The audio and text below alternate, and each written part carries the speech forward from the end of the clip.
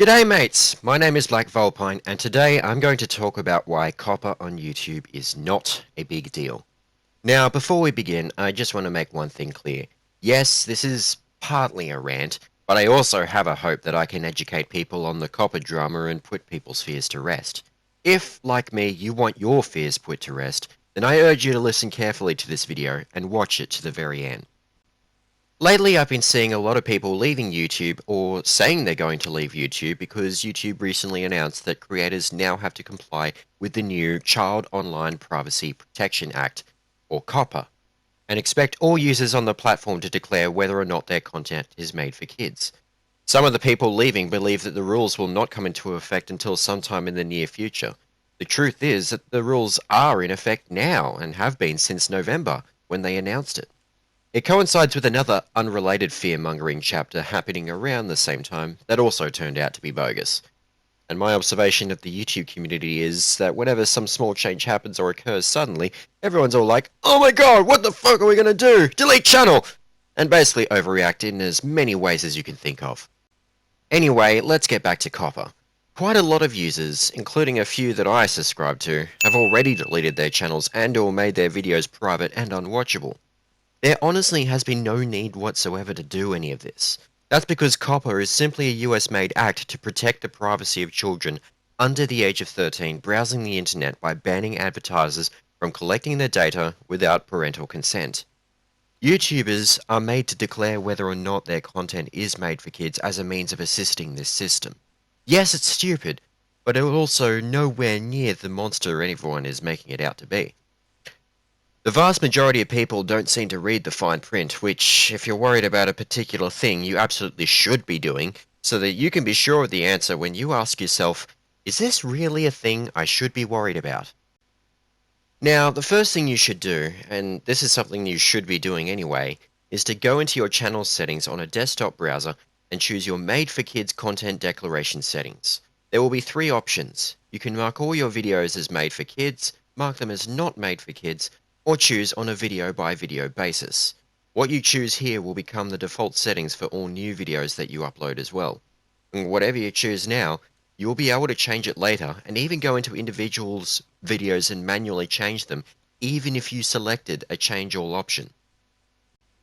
But I hear you ask, is my content actually made for kids?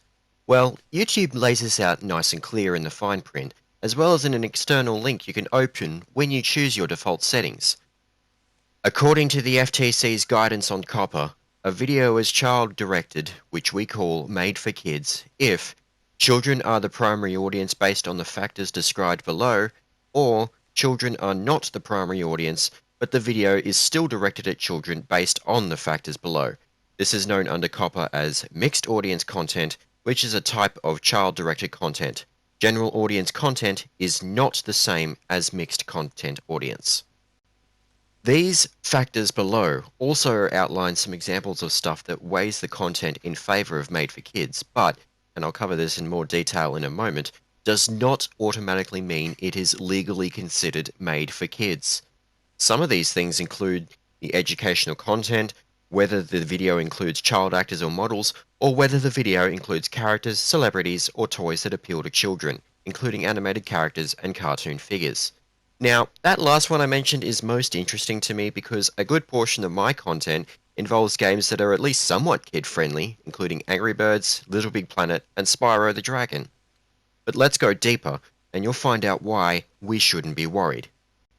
I mentioned earlier that general audience content is not the same as mixed audience. And that is the most important part, because general audience content is not covered by COPPA, which means that even the Federal Trade Commission, the US body that regulates COPPA, doesn't expect you to declare this content as made for kids. There's plenty of ripper information on the YouTube's help page that I'm referring to here, and I'll even leave a link in the description for you. But even the FTC's website, which the help page also has a link to, makes clear that, among other things, just because your video has bright colors or animated characters doesn't mean you're automatically covered by COPPA.